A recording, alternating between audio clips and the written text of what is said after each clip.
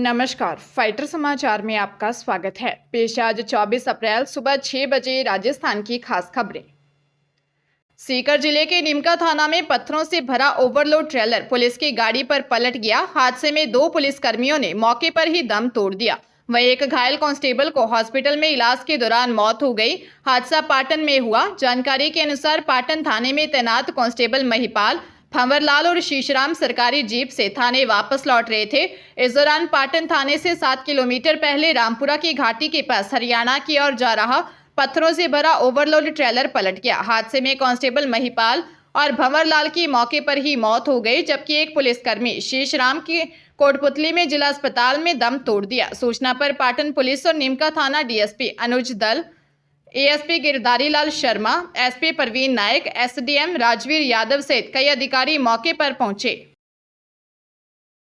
राजस्थान में दूसरे चरण का मतदान 26 अप्रैल को होगा। इससे पहले आज शाम 6 बजे चुनाव प्रचार थम जाएगा। पहले चरण में वोटिंग प्रतिशत कम रहने के बाद पार्टियों ने चुनावी मैदान में अपनी ताकत झोंक दी है। इसके लिए प्रधानमंत्री नरेंद्र मोदी से लेकर स्टार कंगना रनौत तक राजस्थान में मौजूद रहे। प्रधानमंत्री नरेंद्र मोदी फिर राजस्थान दौरे पर रहे। सुबह उन्होंने टोंक और माधोपुर लोकसभा क्षेत्र के प्रत्याशी सुखबीर सिंह जौनपुरिया के समर्थन में चुनावी सभा को संबोधित किया। टोंक जिले के उनियारा में चुनावी सभा को संबोधित किया, जहां पर पीएम मोदी ने कांग्रेस पर जमकर हमला बोला। फिल्म अभिनेत्री और भाजपा नेता कंगना रनौत भी 2 दिन लगातार राजस्थान में मौजूद हैं। दोपहर को जोधपुर एयरपोर्ट पर पहुंची। इसके बाद पाली में रोड शो के लिए कार से जाएगी। इसके बाद रात को जोधपुर में रोड शो हुआ। आज जैसलमेर और बाड़मेर में रोड शो करेंगी। प्रधानमंत्री नरेंद्र मोदी ने टोंक में एक चुनावी रैली के दौरान कहा कि कांग्रेस SC/ST आरक्षण को कम करना चाहती है और इसे मुसलमानों के बीच बांटना चाहती है। पीएम ने कांग्रेस पर संविधान के साथ खिलवाड़ करने का आरोप लगाया। टोंक सवाई माधोपुर में एक रैली को संबोधित करते हुए मोदी ने कहा, 2004 में जैसे ही कांग्रेस सत्ता में आई, उन्होंने आंध्र प्रदेश में SC/ST आरक्षण में से मुसलमानों को आरक्षण देने का फैसला किया। उन्होंने मुस्लिम आरक्षण लागू करने की कोशिश की, हालांकि ऐसा करने में असफल रहे। कांग्रेस ने इसे आंध्र प्रदेश में लागू करने की कोशिश की। 2011 में पूरे देश में उन्होंने यह जाने बिना भी ऐसा करने की कोशिश की कि यह संविधान के खिलाफ है। उन्हें इसकी या BR अम्बेडकर की परवाह नहीं थी। पीएम मोदी ने यह भी कहा, कांग्रेस की सोच हमेशा तुष्टीकरण और वोट बैंक की राजनीति की रही है। पतंजलि विज्ञापन केस में सुप्रीम कोर्ट में सुनवाई चल रही है। जस्टिस सीमा कोहली और जस्टिस अमानतुल्ला की बेंच में पतंजलि की ओर से एडवोकेट मुकुल रोहतगी ने कहा, हमने माफीनामा फाइल कर दिया है। इसे 67 अखबारों में पब्लिश किया गया है। इस पर जस्टिस सीमा कोहली ने कहा, आपके विज्ञापन जैसे रहते थे, इस ऐड का भी साइज वही था। कृपया इन विज्ञापनों की कटिंग ले लें और हमें भेज दें। इन्हें बड़ा करने की जरूरत नहीं है। हम इसका वास्तविक साइज देखना चाहते हैं। ये हमारा निर्देश है। जस्टिस कोहली ने कहा कि जब आप कोई विज्ञापन प्रकाशित करते हैं तो इसका मतलब यह नहीं कि हम उसे माइक्रोस्कोप से देखेंगे। सिर्फ पन्ने पर न हो, पढ़ा भी जाना चाहिए। कोर्ट ने रामदेव और बालकृष्ण को निर्देश दिया कि अगले 2 दिन में वे ऑन रिकॉर्ड माफीनामा जारी करें, जिसमें लिखा हो कि उन्होंने गलती की। मामले की अगली सुनवाई अब 30 अप्रैल को होगी। टोंक जिले के टोडा रायसिंह थाना इलाके की एक दुकान पर बेटे की शादी के लिए पुत्र वधू के लिए बनाए गए जेवरात लेने आए किसान का नोटों से भरा बैग चोरी हो गया। पीड़ित ने थाने में 8 लाख रुपए से भरा बैग चोरी का मामला दर्ज करवाया है। इधर चोरों की तलाश में तत्परता के बीच पुलिस ने मुख्य बाजार स्थित प्रतिष्ठानों के CCTV कैमरों के फुटेज खंगाले हैं। पीड़ित बनेडिया निवासी शंकरलाल जाट ने बताया कि एक दिन पहले बेटी का विवाह किया था और उसके बाद उसको बेटे की बारात लेकर गणेती जाना था, जिसके तहत शंकरलाल साले के साथ शहर के चारभुजा धाम मंदिर के निकट स्थित स्वर्णकार जटाशंकर अशोक कुमार की दुकान पर पुत्र वधू के लिए बनाए गए सोने चांदी के जेवरात लेने आया था। तब अज्ञात व्यक्ति नोटों से भरा बैग चोरी कर ले गया। थाना प्रभारी राजेंद्र ने बताया कि आसपास के CCTV कैमरे खंगाल रहे हैं।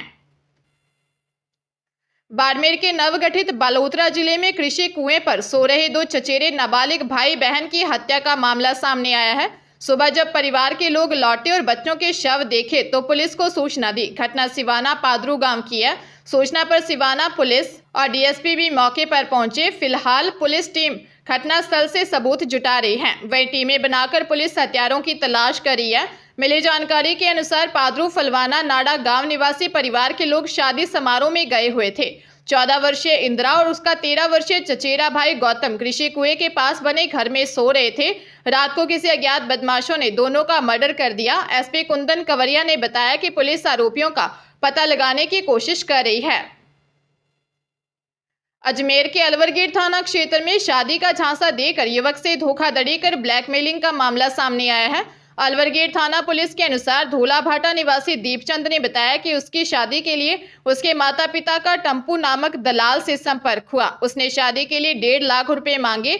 दलाल ने उसे और उसके परिवार को जयपुर फुलेरा में लड़की और उसके माता पिता से मिलवाया और 1.5 लाख रुपए ले लिए, लेकिन स्टाम्प पेपर पर विवाहनामा नहीं बनवाकर झारखंड निवासी ममता कुमारी से लिव इन रिलेशनशिप के डॉक्यूमेंट तैयार करवा दिया।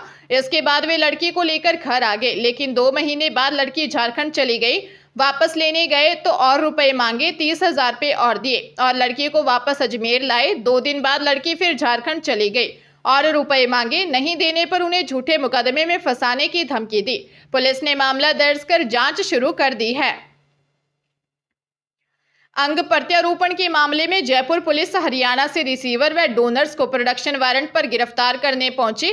इसके बाद इन्हें हरियाणा से जयपुर लाया जा रहा है। इधर जयपुर के एसएमएस अस्पताल के सहायक प्रशासनिक अधिकारी गौरव सिंह व अन्य को पुलिस प्रोडक्शन वारंट पर गिरफ्तार करेगी। इन सभी को जयपुर पुलिस आमने सामने बैठाकर पूछताछ करेगी, जिसके बाद सामने आएगा कि क्या एनओसी जारी करते समय इन्हें देखा गया था या फिर जिनके नाम से एनओसी जारी की गई उन्हें गौरव सिंह या अन्य जानते ही नहीं हैं, क्योंकि जयपुर में बड़ी संख्या में ऑर्गन ट्रांसप्लांट हुए हैं, लेकिन एनओसी सिर्फ 100 ही जारी हुई है। इसके अलावा 1000 से ज्यादा फर्जी एनओसी जारी हुई है। जयपुर पुलिस की ओर से गिरफ्तार ईएचसीसी के समन्वयक अनिल कुमार जोशी, फोर्टिस के समन्वयक विनोद व गिरिराज व एसएमएस के सहायक प्रशासनिक अधिकारी गौरव सिंह से पूछताछ की जाएगी। शिक्षा के अधिकार अधिनियम के तहत निजी स्कूलों में एडमिशन लेने की प्रक्रिया में इस बार सरकार ने नियमों में बदलाव कर दिया। नियम बदलने से प्रदेश के हजारों बच्चों के अभिभावकों के सपनों पर पानी फिर गया है। नए नियम की वजह से हजारों अभिभावक आरटीई के तहत एडमिशन के लिए आवेदन फॉर्म ही नहीं भर सकेंगे। अब तक पहली कक्षा में बच्चों के एडमिशन होते थे, जिसमें 6 साल से कम उम्र का कोई भी बच्चा आवेदन के लिए पात्र था, लेकिन अब आयु सीमा में अलग नियम बना दिए गए हैं। ऐसे में हजारों बच्चे एडमिशन से वंचित रह जाएंगे। इस नियम ने अभिभावकों के सामने बड़ी परेशानी खड़ी कर दी है। इन दिनों आरटीई के तहत ऑनलाइन आवेदन भरे जा रहे हैं। आवेदन की अंतिम तिथि 29 अप्रैल है। इस बार इंदिरा गांधी नहर में मनमाफिक तरीके से पानी छोड़ा जा रहा है। एक हफ्ते से तीनों नहरों में पानी के साथ सिंचाई का पानी भी छोड़ा जा रहा है। बड़ी बात यह है कि विभाग ने सिंचाई के पानी के लिए चक्रीय कार्यक्रम तक जारी नहीं किया। राजस्थान पौंग डैम से मिलने वाले अपने हिस्से का पानी मार्च तक पूरा खर्च कर चुका है। अभी गंगानगर और हनुमानगढ़ में कपास की बिजाई का समय है, इसलिए विभाग अतिरिक्त पानी ले रहा है। ये पानी कब तक मिलेगा इसकी गारंटी नहीं है। चक्रीय कार्यक्रम जारी करते ही कम से कम 2 महीने पूरा पानी सप्लाई करना पड़ेगा। बीते एक सप्ताह में हरी के बैराज से 5 से 9,000 क्यूसेक के बीच पानी मिल रहा है, जबकि तय 3,000 क्यूसेक था। 3,000 क्यूसेक से पूरे पश्चिमी राजस्थान की प्यास बुझ जाती है, मगर एक सप्ताह से अचानक पानी बढ़कर आ रहा है। सीकर जिले में आपसी कहासुनी में पति ने पत्नी की हत्या कर दी। घटना को छिपाने के लिए परिजन रात को ही अंतिम संस्कार की तैयारी में भी लग गए, लेकिन पुलिस के मौके पर पहुंचने से पूरी वारदात का खुलासा हो गया। मामला दांता रामगढ़ थाना इलाके के सुरेरा गांव का है। गांव में बुजुर्ग महिला 60 वर्षीय शरबती देवी की उसके 67 वर्षीय पति कालूराम मीणा ने हत्या कर दी थी। थानाधिकारी भवानी सिंह ने बताया कि रात को उन्हें हत्या की सूचना मिली। इसके बाद डीएसपी जाकिर अख्तर और थानाधिकारी मौके पर पहुंचे और महिला के शव को कब्जे में लिया। आरोपी ने महिला का मर्डर करना कबूल कर लिया है। पुलिस ने आरोपी को हिरासत में लेकर जांच शुरू कर दी है। परिजन हत्या के बाद घटना को छिपाने की कोशिश करते रहे। फिलहाल पुलिस मामले की जांच में जुटी है।